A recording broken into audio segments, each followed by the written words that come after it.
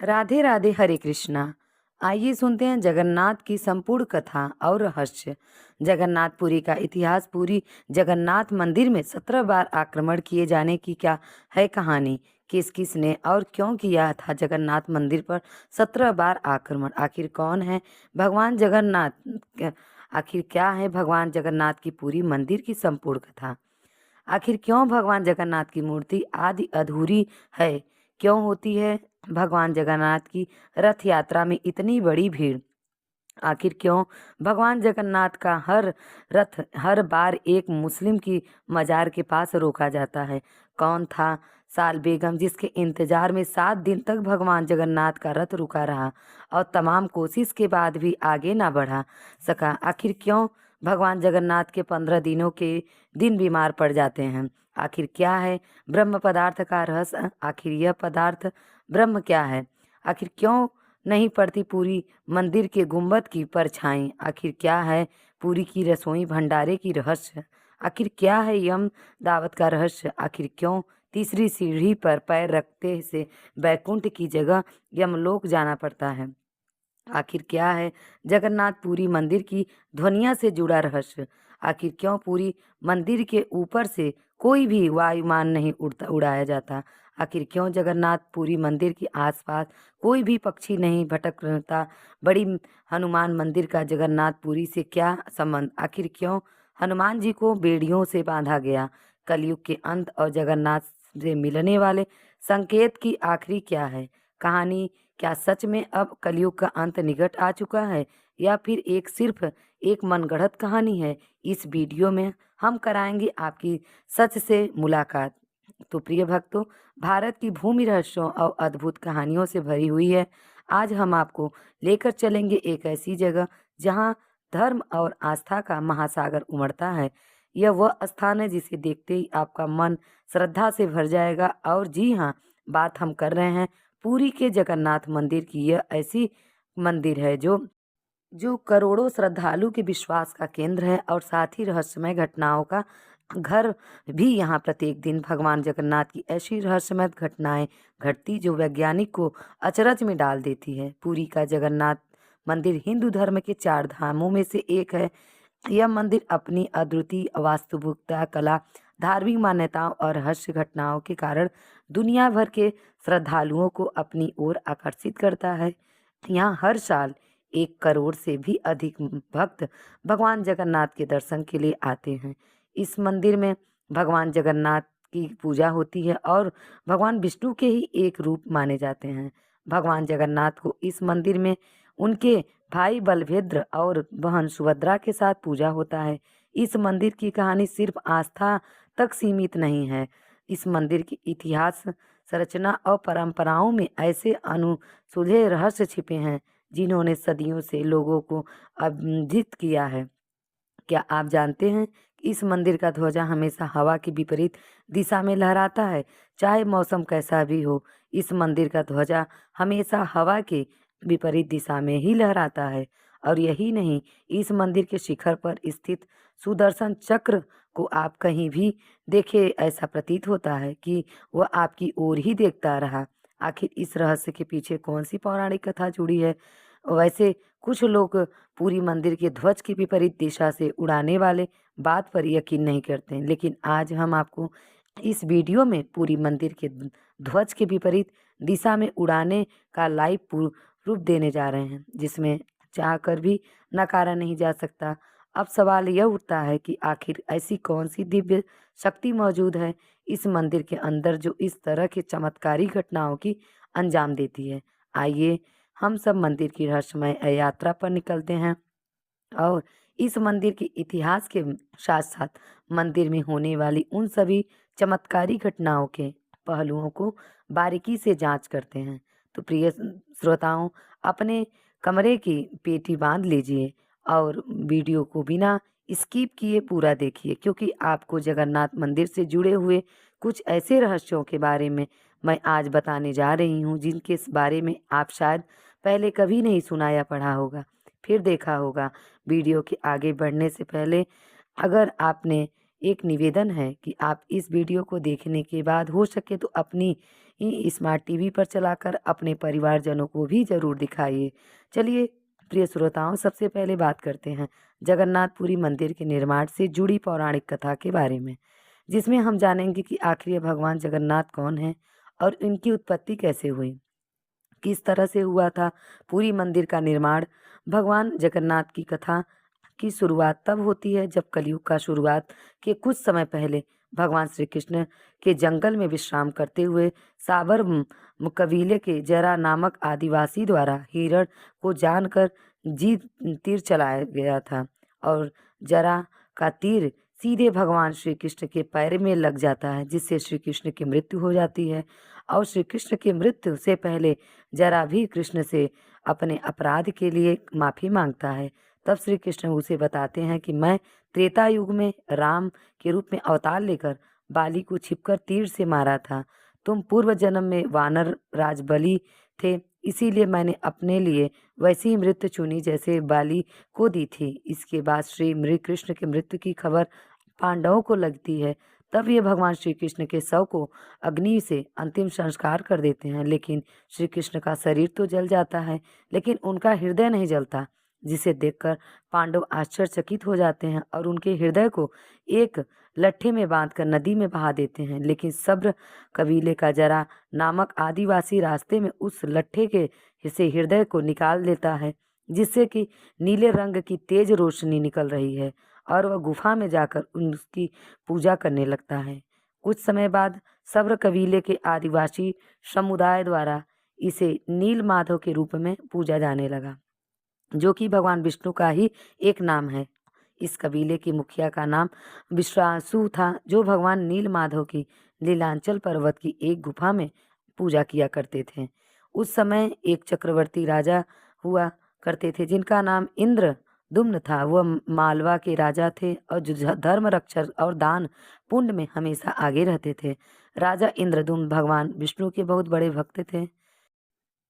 एक दिन राजा इंद्रदुम्न को सपना आता है कि जिसे वह एक पर्वत पर एक गुफा के अंदर नीले रंग के दिव्य प्रकाश के रूप में भगवान विष्णु के विग्रह को देखते हैं। तब राजा तुरंत सुबह उठकर कुछ जानकारी विद्वान और ज्योतिष के साथ कुछ चित्रकारों को भी बुलाते हैं, ताकि उनके सपने में देखे गए दृश्य का वह चित्र बनवा सके। फिर उन्हें अपने सपने के बारे में बताते हैं। तब वो विद्वान में से एक विद्वान राजा को बताया कि आप जिस जगह के बारे में बात कर रहे हैं, इस जगह का वर्णन पुराणों में देखने को मिलता है।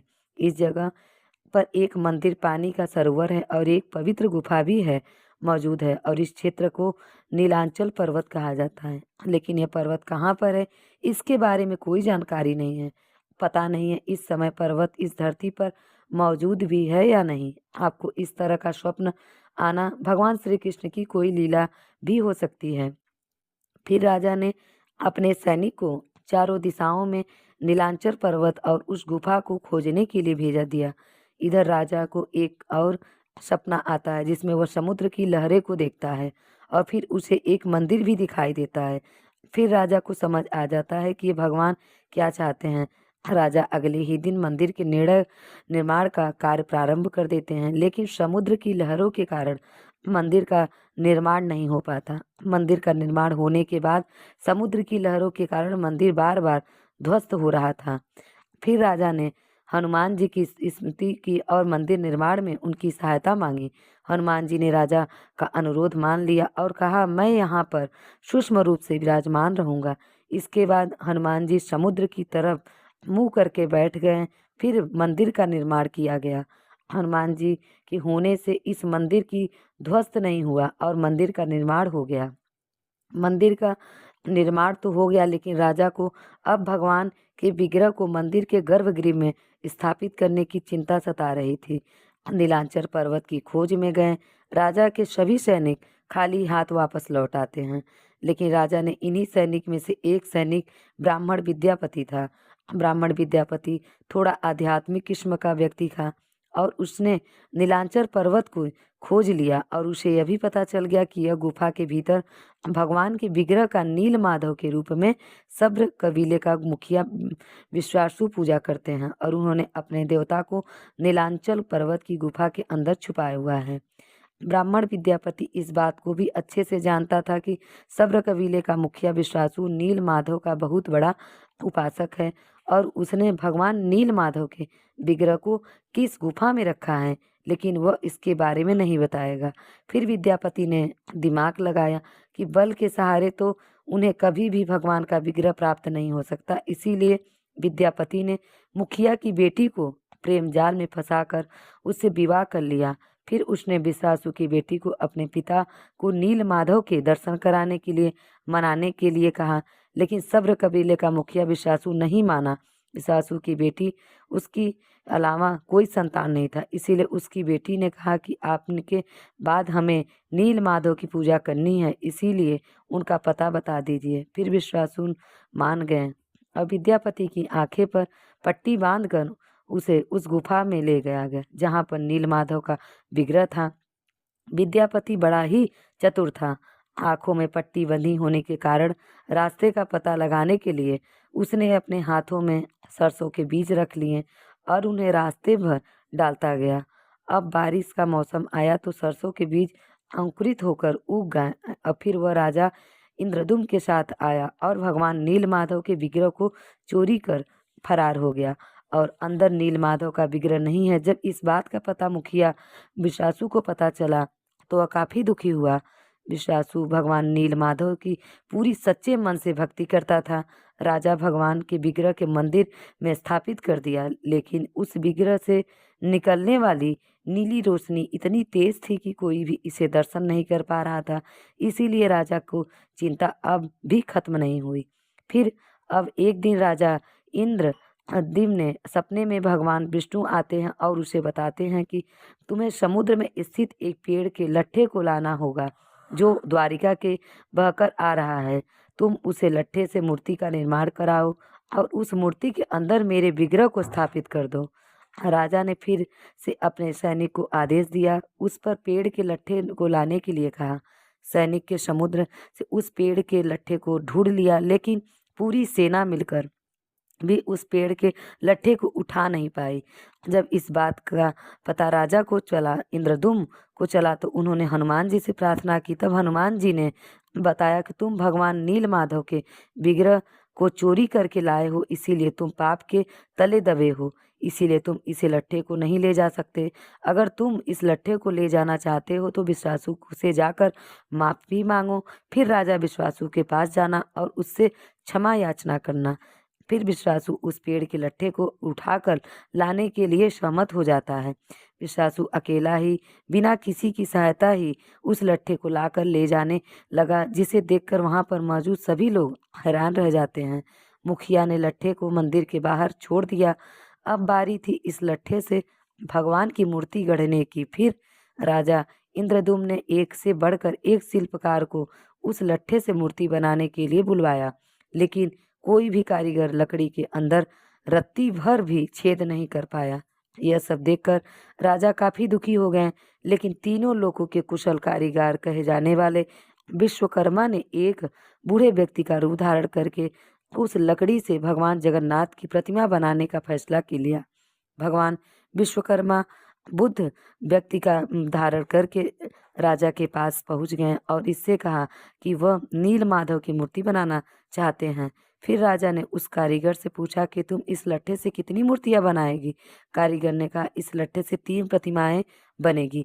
पहली जगन्नाथ जी की प्रतिमा नाम के अनुसार नीले काले रंग की बादलों की तरह होगी। दूसरी उनकी बहन सुभद्रा की जो हल्दी चंदन की तरह पीले रंग की होगी और दूसरी बलभद्र यानी बलराम जी की जो शुद्ध सफेद होगा। यह सुनकर राजा खुश होकर शिल्पकार को प्रतिमा बनाने की अनुमति दे देते हैं, लेकिन उनके लिए इस शिल्पकार ने एक शर्त रखी, जिससे कहा कि 21 दिन में गर्भगृह के अंदर इस मूर्ति का निर्माण करूंगा और गर्भगृह में अकेले ही इस मूर्ति को बनाए और कोई भी शख्स मूर्ति बनाते समय उन्हें दिखाई नहीं देना चाहिए।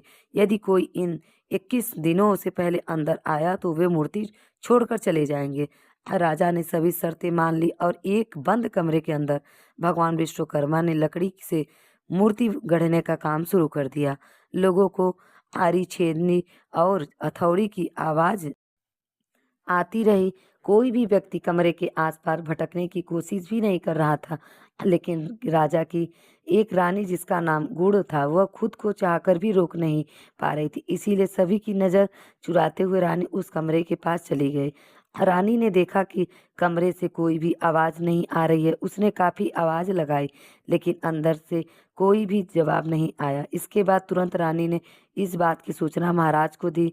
राजा ने अपने सैनिक के साथ वहां पर पहुंचे और सभी ने आवाज़ लगाई, लेकिन अंदर से कोई भी आवाज़ नहीं आ रहा था। राजा को ऐसा लगा कि बूढ़ा व्यक्ति कहीं मर तो नहीं गया। इसीलिए सभी शर्तों को दरकिनारे करते हुए राजा ने अपने सैनिक को कमरे को खुलवाने का आदेश दिया। उधर विश्वकर्मा जी आधी अधूरी मूर्ति के अंदर भगवान के विग्रह को रखकर अदृश्य हो गए। जैसे ही कमरा खुल गया तो सभी लोग अचंभित हो गए, क्योंकि कमरे के अंदर वह वृद्ध व्यक्ति नहीं था।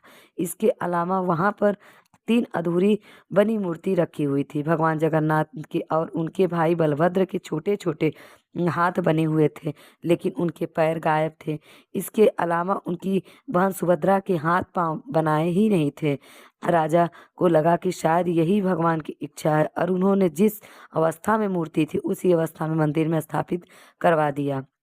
आज इसी रूप में वह तीनों मूर्तियां मंदिर में विराजमान हैं, जिसमें भगवान जगन्नाथ बलभद्र आधे अधूरे हैं, हाथ हैं, और उनकी बहन सुभद्रा के हाथ भी नहीं हैं। तो प्रिय भक्तों, जगन्नाथ कौन है?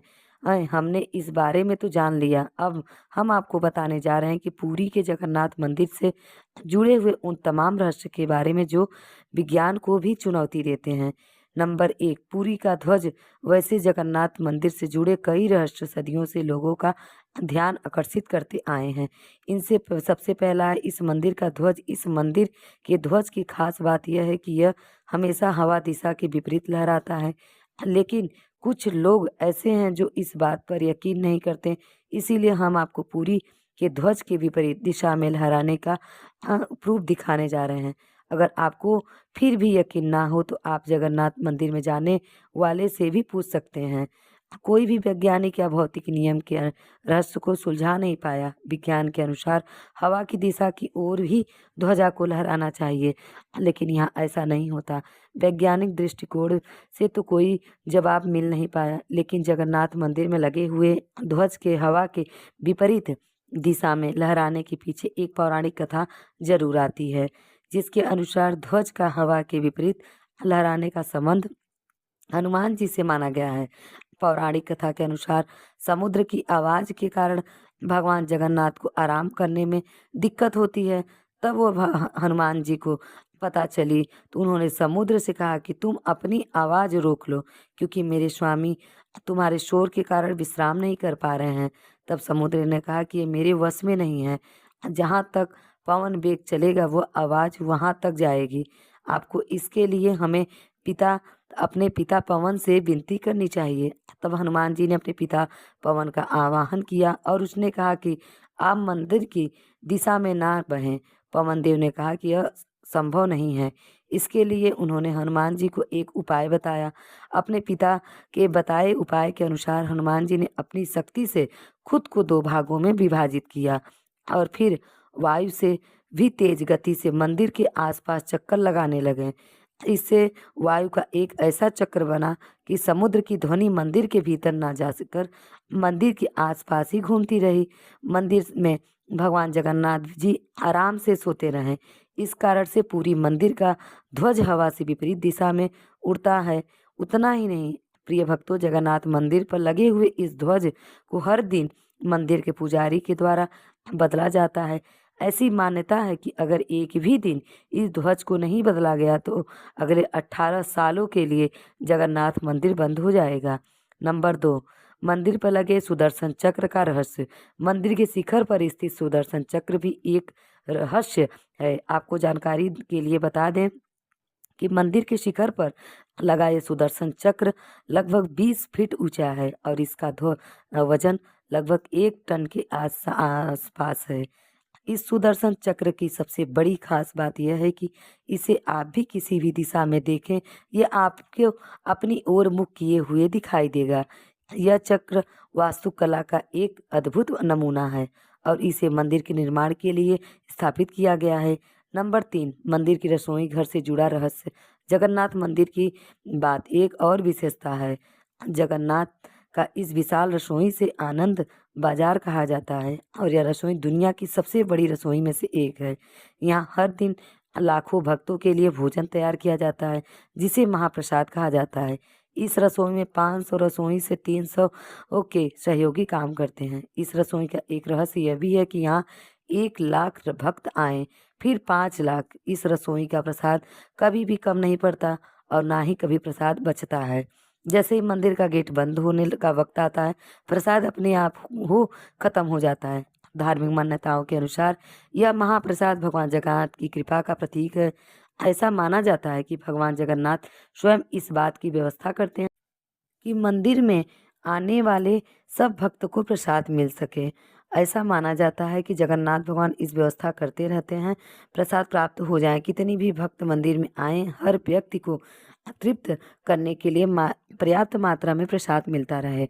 मंदिर में प्रसाद बनाने की व्यवस्था इतनी सुव्यवस्थित होती है कि प्रतिदिन आने वाले भक्तों की संख्या के आधार पर प्रसाद तैयार किया जाता है। आश्चर्यजनक बात यह है कि कभी भी प्रसाद की मात्रा का गलत अनुमान नहीं लगाया जाता। ऐसा माना जाता है कि भगवान जगन्नाथ स्वयं इस संख्या का निर्माण करते हैं और जिससे प्रसाद ना तो कभी कम होता है और ना ही ज़्यादा। इसके अलावा मंदिर में जो भी प्रसाद बनता है वह लकड़ी के चूल्हे पर ही बनाया जाता है। इस साथ मिट्टी के बर्तन में रखा जाता है और सातों बर्तन को एक के ऊपर एक रखा जाता है, यानी 7 बर्तन चूल्हे पर एक पीढ़ी करके रखी जाती है। सबसे हैरानी की बात तो यह है कि जो बर्तन सबसे ऊपर यानी 7वें नंबर का बर्तन होता है, उसमें सबसे पहले प्रसाद बनकर तैयार होता है।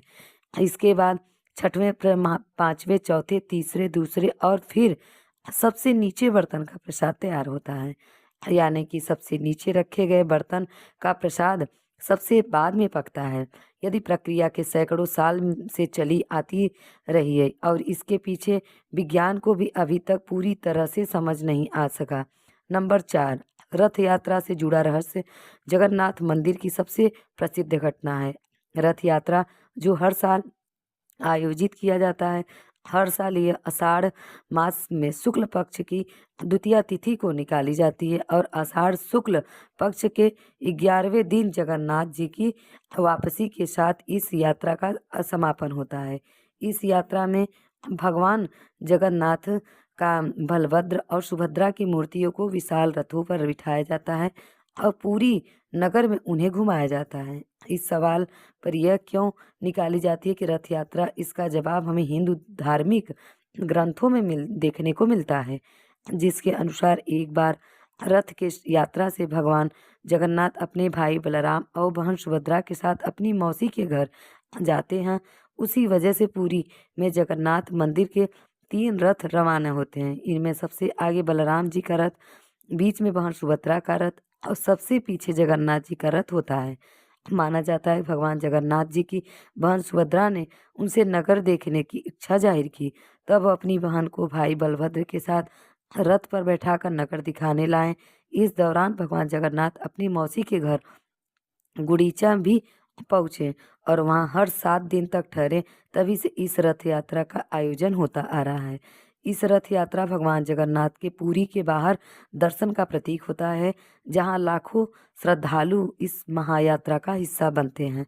रथ बनाने के लिए इस्तेमाल की जाने वाली लकड़ी विशेष रूप से चुनी जाती है और इस जंगल से लाकर पुरी में काटा और तैयार किया जाता है। हर साल पुराने रथों को तोड़ दिया जाता है और नए रथ बनाए जाते हैं।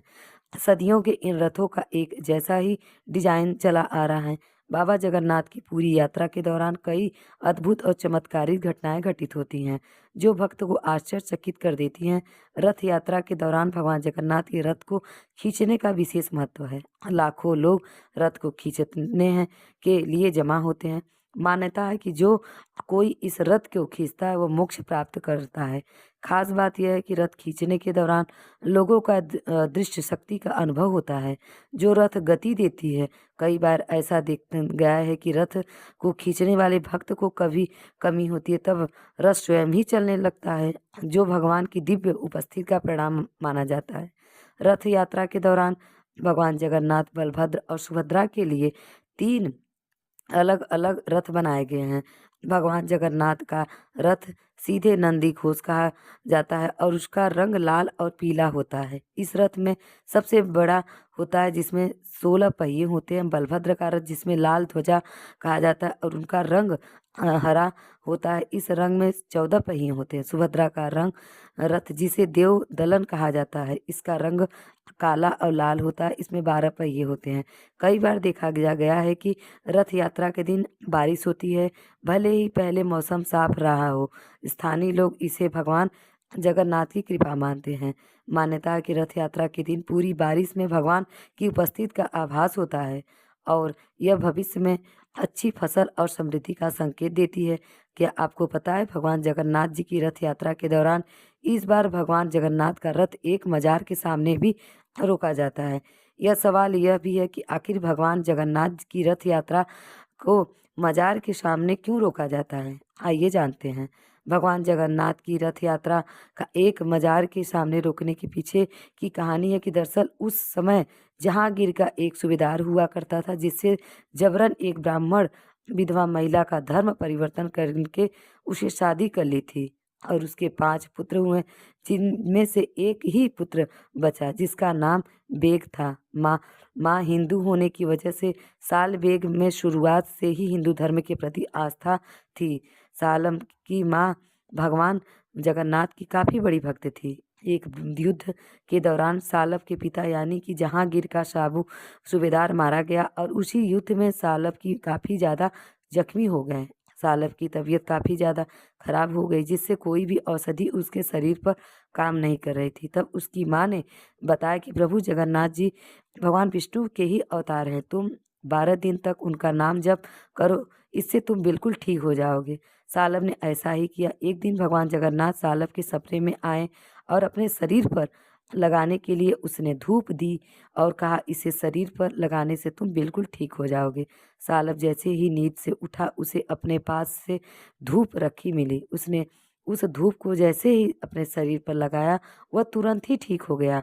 इस घटना के बाद सालब भगवान जगन्नाथ का पक्का भक्त हो गया और उसके आसपास भगवान जगन्नाथ में बढ़ गई वह आस्था। वह भगवान इस घटना के दूसरे दिन ही भगवान जगन्नाथ के दर्शन करने के लिए निकल गया, लेकिन गैर हिंदू यानी कि हिंदू मुस्लिम होने के कारण उसे मंदिर में प्रवेश नहीं करने दिया गया, जिससे सालब उदास होकर वृंदावन चला गया और वहाँ पर भगवान श्री कृष्ण की भक्ति करने लगा। उधर भगवान जगन्नाथ की रथ यात्रा का निकलने का समय निकट आ गया। साल बेगम को जब भगवान जगन्नाथ की रथ यात्रा के बारे में पता चला तो वह वृंदावन से भगवान जगन्नाथ के रथ यात्रा में दर्शन की आस्था लेकर वृंदावन से पैदल निकल पड़ा। लेकिन रास्ते में साल बेगम की तबीयत अचानक से खराब हो गई और वह समय पर ना पहुंच सका, जिससे सालब काफ़ी दुखी हुआ। उधर भगवान जगन्नाथ का रथ अचानक से बलक में रुक गया और रथ को हाथों से, घोड़ों से और हाथियों से खींचने की कई कोशिश की गई, लेकिन रथ आगे नहीं बढ़ा। लगभग 7 दिन तक भगवान जगन्नाथ का रथ एक ही जगह पर रुका रहा, जिससे प्रजा और राजा चिंतित होने लगे। फिर एक दिन राजा को एक सपना आया जिसमें राजा से भगवान जगन्नाथ ने कहा कि चिंता मत करो, अपने भक्त सालब की प्रतीक्षा कर रहा हूँ। आखिरकार एक कष्टदायक यात्रा के बाद सालब बलखंडी पहुँच गए और भगवान जगन्नाथ के दर्शन के लिए इस बार उन्हें भगवान जगन्नाथ के दर्शन करने से किसी ने नहीं रोका। जब उन्हें पता चला कि भगवान जगन्नाथ उनकी प्रतीक्षा कर रहे हैं तो वो भावुक हो गए। उन्हें आंखों से में आंसू आ गए और भाव विभोर हो गए। दूर दूर से लोग साल बेगम को देखने आने लगे। सालब ने भगवान जगन्नाथ के लिए कई भक्ति गीत लिखे जिन्होंने आज भी पूरी मंदिर में गर्भगृह में सुबह की प्रार्थना के रूप में गाया जाता है। जहाँ पर भगवान जगन्नाथ का रथ रोका गया था वहाँ साल बेगम की मृत्यु के बाद उनकी समाधि बनाई दी गई और वह आज भी पूरी के वरदान में मौजूद के है। इसीलिए आज भी भगवान जगन्नाथ की रथ यात्रा के दौरान साल बेगम के सम्मान में जगन्नाथ रथ यात्रा को साल बेगम की समाधि के पास रोका जाता है।